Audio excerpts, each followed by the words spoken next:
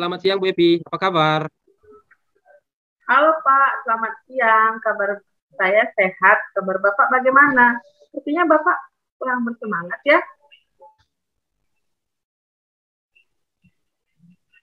Iya Bu, saya masih ingat peristiwa kemarin.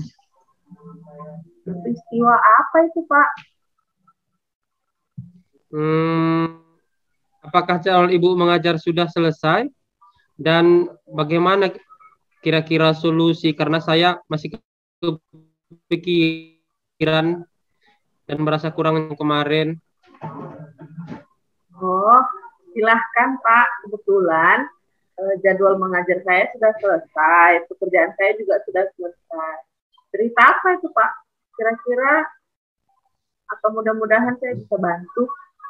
Saya siap mendengarkan cerita Bapak. Bu Epi, kemarin ada supervisi ke sekolah kita. Kebetulan saya salah satu guru yang disupervisi. Pada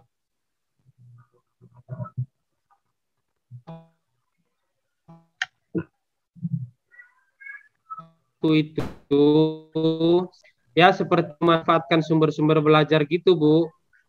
Kemudian setelah supervisi Mas mengingatkan saya agar memakai buku. Saya sampaikan, saya bilang kepada pengawas kita, Pak, saya tidak memakai buku teks, namun saya tetap mengacu kepada kurikulum. Sepertinya Bapak pengawas kita tersinggung Bu Epi, kemudian melaporkan hal itu kepada kepala sekolah, dan akhirnya saya mendapat teguran dari Bapak kepala sekolah. Hal itulah yang membuat saya kurang nyaman Bu Epi. Oh, begitu ceritanya ya Pak. Wah, hebat sekali Bapak ya Pak, dapat memanfaatkan sumber-sumber untuk belajar. Kira-kira tujuan Bapak menceritakan ini kenapa ya Pak? Nah, inilah sebabnya yang membuat saya itu ingin sekali bercerita dengan Ibu. Saya berharap dari pembicaraan kita ini nanti saya mendapatkan suatu ide atau masukan untuk menghilangkan kekurang nyamanan saya ini, Bu Epi. Oh, jadi tujuan Bapak menghubungi saya menceritakan masalah ini ya Pak, tentang peristiwa seperti kemarin, kemudian Bapak mendapat teguran karena dari supervisi karena tidak mengajar tidak memakai buku teks gitu ya Pak.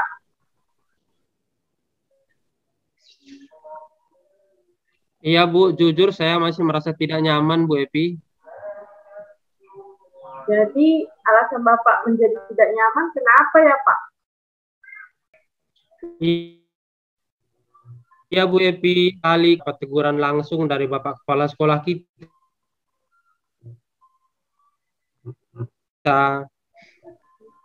Bapak tidak perlu malu karena Bapak juga sudah mengajar sesuai kompetensi dasar bukan? Sudah sesuai Bu, sesuai dengan kurikulum memang tanpa menggunakan buku teks, karena saya berencana agar siswa menggunakan sumber belajar yang lebih bervariasi Bu Epi. Iya benar Pak, saya rasa ketika supervisi kemarin terlihat aman, kemudian siswa juga aktif ya Pak. Jadi saya bisa simpulkan juga kalau Bapak menjadi tidak nyaman atas teguran kepala sekolah karena adanya laporan dari pengawas pada saat supervisi ya Pak. Iya benar sekali Bu, saya jadi kepikiran terus gara-gara itu. Iya ya Pak, padahal hal tersebut sudah bagus Bapak lakukan, di mana pasti Bapak sudah merancang kegiatan pembelajaran kan? Begitulah Bu, saya masih saja kepikiran kenapa pengawas tersinggung, padahal saya menyampaikannya juga dengan sopan. Wah iya ya Pak, padahal sudah bagus, Bapak sudah memanfaatkan sumber-sumber belajar, lingkungan sekitar, kemudian mengembangkan potensi yang dimiliki anak. Nah, sewaktu pembelajaran berlangsung, adakah kendala ketika Bapak tidak memakai buku teks?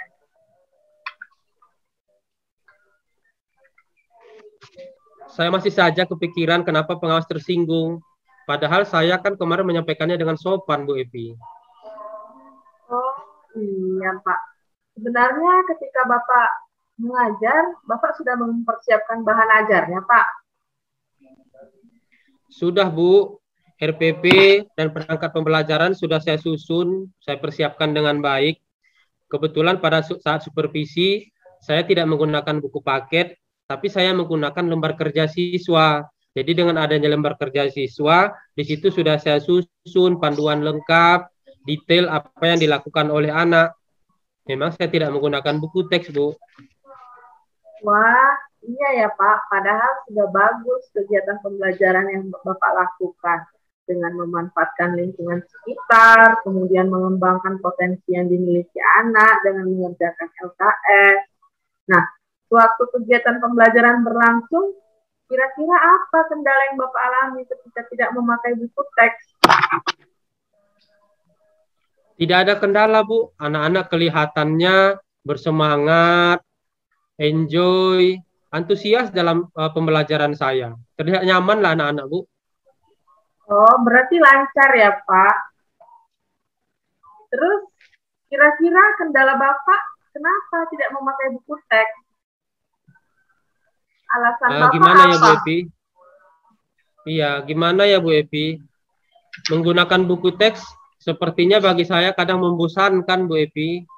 Dan anak-anak juga sulit memahami kalau hanya dengan buku teks saja. Tapi kalau saya sesekali rubah dengan adanya lembar kerja siswa, rasanya lebih simpel dan lebih paham anak-anak apa yang mau dilakukannya, Bu Epi. Maksudnya Pak, siswa bosan, kemudian nggak tertarik begitu ketika menggunakan buku teks ya Pak. Gimana kesulitan siswa belajar Pak menggunakan buku teks? Misalnya begini Bu, salah satu penyebabnya itu siswa kadang kurang tertarik dengan tampilan yang ada di buku, dan juga contoh-contoh yang diberikan di situ lebih sedikit, tidak bervariasi, dan juga kadang contoh itu tidak kontekstual dengan yang ada di lingkungan. Walaupun tanpa buku teks, tapi tetap mengacu kepada kurikulum kok Bu Epi. Wah, iya ya Pak. Pasti Bapak sudah merancang perangkat pembelajaran Bapak sesuai dengan kurikulum, kemudian kompetensinya ya Pak, walaupun tanpa buku teks. Benar Bu, karena sebelumnya saya sudah mempersiapkan materi yang baik dan juga buku referensi yang relevan saya gunakan mengenai pembelajaran, mengamati lingkungan sekitar, Bu. Ya, sudah bagus ya Pak. Terus bagaimana kira-kira respon hasil belajar untuk anak, Pak? Anak-anak merasa sangat senang, Bu Epi. Mereka belajar dan juga nilainya mencapai ketuntasan semua, alhamdulillah, Bu. Tapi itulah saya heran, kenapa pengawas mempermasalahkannya, sehingga saya ditegur deh sama kepala sekolah. Nah, sudah bagus ya Pak, untuk nilai anak-anak sudah bagus, pembelajaran yang sudah Bapak lakukan sudah bagus. Kemudian kira-kira rencana Bapak apa supaya tidak mendapatkan teguran kembali? Ya Bu, ini menjadi refleksi lah bagi saya, dan saya akan meminta maaf kepada kepala sekolah dan pengawas. Kemudian saya akan memperlihatkan perangkat pembelajaran yang saya susun, Bu, dan juga saya akan tetap menggunakan buku teks setiap pembelajaran saya, Bu, sebagai referensi.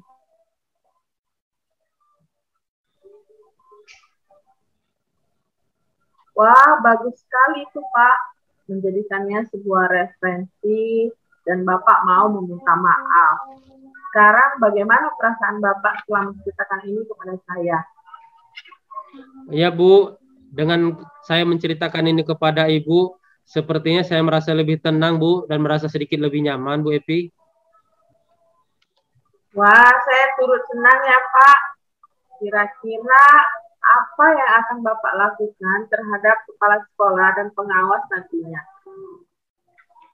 Rencana saya akan minta maaf kepada kepala sekolah dan juga kepada pengawas atas sikap saya yang mungkin mereka anggap kurang berkenan, dan juga saya akan mengikuti saran dari beliau agar tetap berinovasi dan memanfaatkan sumber belajar, khususnya menggunakan buku teks setiap pembelajaran saya nanti, Bu Epi. Iya ya Pak, bagus sekali Bapak mau bersikeras dan lapang dada. Rencana Bapak kapan kira-kira menjumpai kepala sekolah dan pengawas?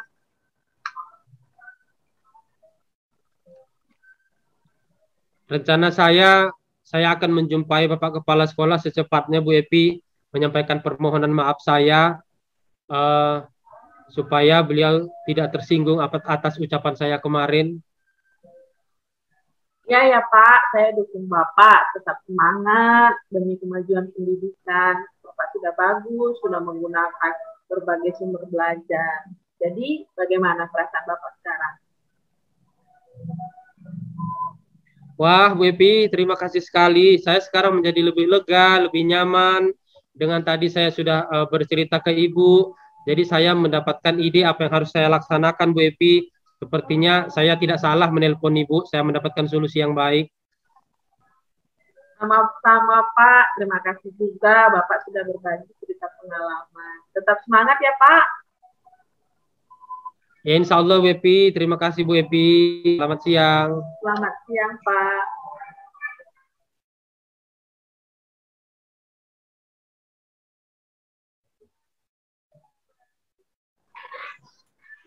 Ya, saya pengamat dari kasus ketiga. Saya sudah melihat dalam coaching ini, coach sudah mulai menggali pertanyaan yang baik. Dalam hal tujuan juga, coachnya juga mau terbuka, menyampaikan hal yang ingin dicapai, dan coach sudah mau menjadi motivator sehingga menjadi solusi problem, menyelesaikan problem yang dialami coach, dan menggali identifikasi masalah-masalah yang dihadapi coach. Coach juga sudah membuat pertanyaan-pertanyaan pemantik sehingga secara tidak sadar dalam kasus ini coach juga sudah menyampaikan hal-hal yang ingin dicapainya dan potensi yang dimilikinya. Kemudian dalam rencana aksi juga coach juga sudah menemukan solusi akan permasalahannya, sehingga secara tidak langsung coach sudah menanamkan pada coach itu adalah bagaimana menyelesaikan problem yang dihadapinya. Sehingga dalam kasus ini, dalam kasus coaching kasus ketiga ini, coach sudah berjalan dengan baik. Demikian kesimpulan saya dari pengamatan saya pada kasus ketiga ini. Terima kasih.